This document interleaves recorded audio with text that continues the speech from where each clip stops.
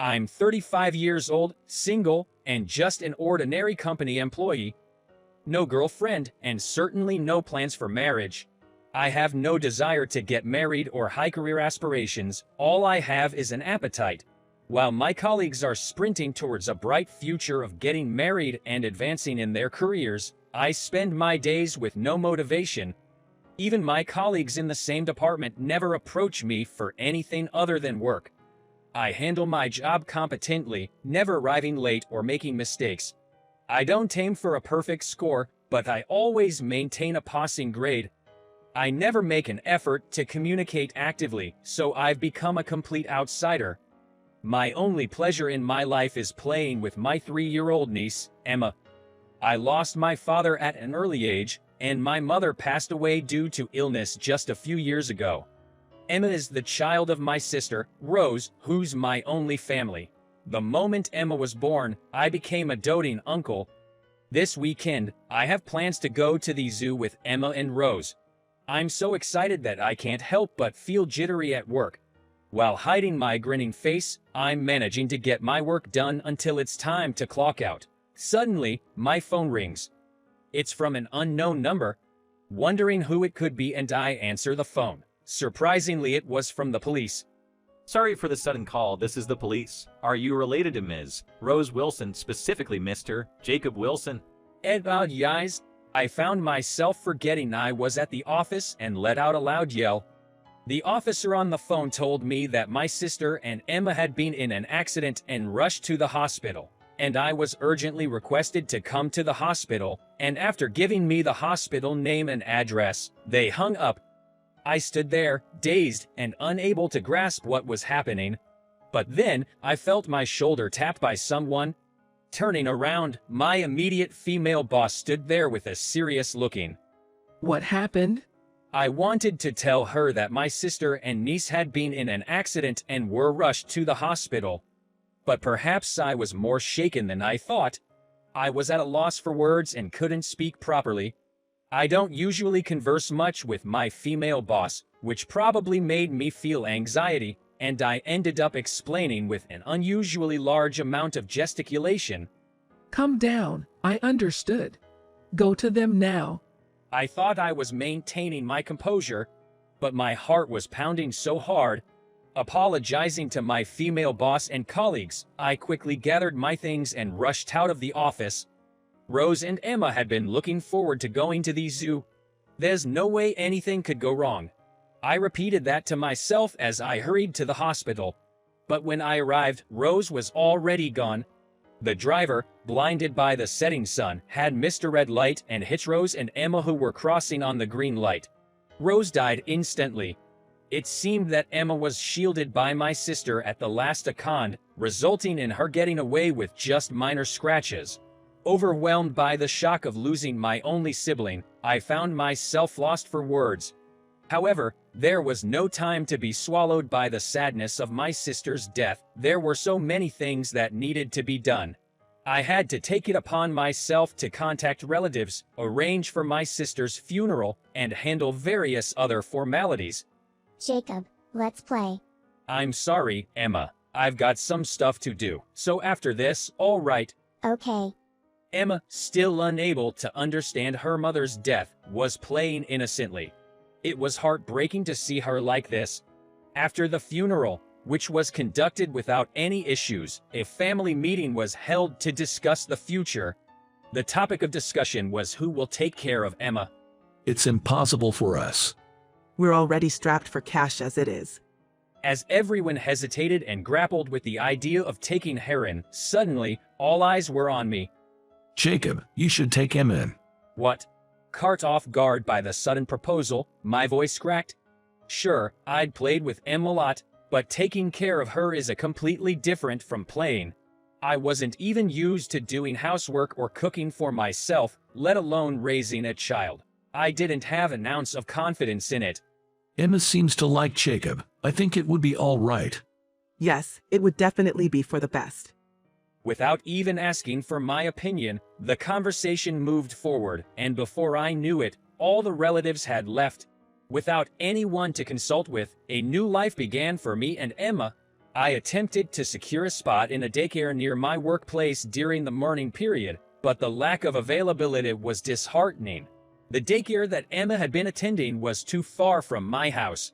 Since I was going to be raising Emma, I needed to find a place within a reasonable distance from my home, but I was struggling to find a suitable daycare that I wasn't familiar with. And there was one more thing that was worrying me. No, Come on, Emma. I absolutely refuse. I want to stay with you. Emma, feeling vulnerable without her mother, had become extremely unstable. She couldn't bear to be separated from me even for a moment. Of course, it's understandable that she'd become emotionally unstable after suddenly losing her mother and being taken in by her unreliable uncle. But if this goes on like this, I wouldn't be able to go to work. In desperation, I called my female boss. I'm really sorry for the sudden request, but may I take a few days off? I've taken in my deceased sister's daughter and she just won't leave my side. Already having taken several days off for the funeral, I felt incredibly uncomfortable asking. However, my female boss replied, Just come into the office. You can bring your niece along too. I was truly sorry and apologized repeatedly over the phone. There must be a mountain of work waiting. Everyone must be working desperately to cover for me. The next day, I headed to the office with Emma. As I walked into the office with a nervous look, all eyes were instantly on me. I immediately apologized. I'm sorry for taking so many days off. As I bowed with Emma in my arms, the clacking of high heels drew nearer. It was undoubtedly my female boss. I was sure I was about to be scolded. As I timidly looked up, I was surprised to see my female boss with an extremely cheerful expression. Welcome, what's your name? We've got some really yummy treats. Want to try some? My name is Emma. I want to eat some treats, Tilda. Emma, who had been clinging to me, quickly hopped down and started walking hand in hand with my female boss. That was the start of my colleagues crowding around Emma one after another. Seeing Emma, usually with a worried face, smiling like she was, filled me with relief. As my colleagues fussed over Emma, my female boss walked over to me. You look as expected. Huh? I didn't understand and asked her to repeat. Your voice on the phone earlier, you sounded maxed out. She said this and handed me a piece of paper. It was a parental leave request form. Seeing my surprised face, my female boss continued. You must be having a tough time dealing with the procedures for daycare and adjusting to life with Emma. Take some parental leave and solidify your living situation for now. Me, taking parental leave. It's true that our company has a parental leave system, but I never thought I'd be eligible. Yes, and there's also this. The next thing she handed me was a brochure for a daycare center. I remember that this is the one nearby here. My daughter is in preschool, and she goes to this daycare. They're quite flexible, and they don't have too many events, so I highly recommend them. I'll check if they still have openings. My female boss is a single mother. Even now, when her child suddenly falls ill, she often leaves work early. I remember her often taking time off when her child was in daycare and had a fever. As I thought about this, she gently patted my shoulder. I really owe you one from those days. Those days, I had no idea what she was talking about and tilted my head in confusion. Don't you remember? Whenever my kid had a fever, you always covered my work. Her words made the hazy memories at that time come flooding back. Back then, after returning from maternity leave, seeing her struggling with sudden calls from the daycare, I offered to help. I thought you were so cool when you said, please assign all your work to me when you have to leave early. I almost fell for you, She said with a hearty laugh. I felt oddly embarrassed. I had just offered to help because she was in trouble. At that time, my sister was pregnant.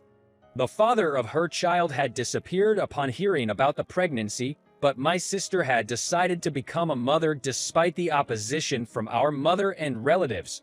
No matter how severe her morning sickness was or how heavy her body felt, she was always working part-time at a supermarket register to earn money for childbirth. Seeing my female boss struggling reminded me of my sister, and I couldn't help but offer to help. Now it's my turn to help you. But I don't really need. First, take your parental leave. That will give you plenty of time, and then you can slowly take care of everything. Are you sure that's okay? I couldn't believe the situation and asked her. Of course, it's okay. And if you're having a hard time, you should consult with me sooner. Do you think I'm an unreliable boss? When I hastily denied it, she smiled contentedly. I haven't done anything worth such praise. Honestly, I just helped out. Being thanked every time made me feel awkward, and I would often respond dismissively. Yet, I was genuinely happy to know she felt like that. I've always been averse to attracting attention and always tried to remain unnoticed at work. I'm not good with people, and I struggle with conversation. For the first time, I realized that there's someone who appreciates me so much, despite my shortcomings. Jacob, look. I got a lot of candies. I was pulled out of my reverie by Emma's voice. With a joyful grin, Emma ran towards me with holding full of sweets. That smile? This is the real Emma's smile. During our time of mourning, her smiles always seemed tinged with worry. Seeing her smile, so genuine and carefree, my eyes welled up. If you really want to work, I can assign you some tasks that you can do at home during your parental leave. But right now, you should give the first priority to Emma. That's an order from your boss. Yes, thank you so much. I replied, bowing my head energetically. I successfully took parental leave and slowly enjoyed my time at the daycare, the paperwork, and my time with Emma. Emma seemed to like the laid-back atmosphere of the daycare where my boss's child went. As for me, I decided to work flexibly, sometimes going into the office and sometimes working from home, always prioritizing Emma, who could be a bit unstable. I owe all this to my female boss and my colleagues. I'm still not great at communication, but there have been some changes recently. Hey, Jacob, what's for dinner at your place tonight? I'm thinking about making some seasoned rice. Wow, you're good at making such elaborate dishes. What are you talking about? I just add some rice seasoning and turn on the rice cooker. I'm relieved to hear that. I have one-on-one meetings today, so I'll be leaving an hour earlier. Got it. I have mine the day after tomorrow, so don't forget please, okay? Like this, my female boss and I have had many opportunities to talk about time-saving housework and cooking. Despite being my boss, we are both single-parent, in a sense, comrades in arms. There's never a shortage of things to talk about when it comes to our kids. But that's not the only change. Jacob, can you finish the work and still make it in time for pickup? If I can't finish in time, I'll bring it home, so it's fine. What do you mean it's fine? Give it to me. I'll do half. My junior colleague snatched half of the files from my desk. I was taken aback for a moment, but I quickly opened my mouth. Thank you. No problem. My colleagues, who had seen me struggle to ask for help, started offering their assistance more frequently. It became commonplace for them to forcefully take work from me, even when I was clearly overwhelmed. I still find it incredibly awkward to express my gratitude. But when I say thank you, my colleagues always respond with a happy smile. I am able to do my work and live with Emma because of their support and help. It's all about mutual support. If it wasn't for this experience, I might have gone on without realizing such warmth of people. From now on, I want to give back what I received, protect Emma in place of my sister, and live on with determination.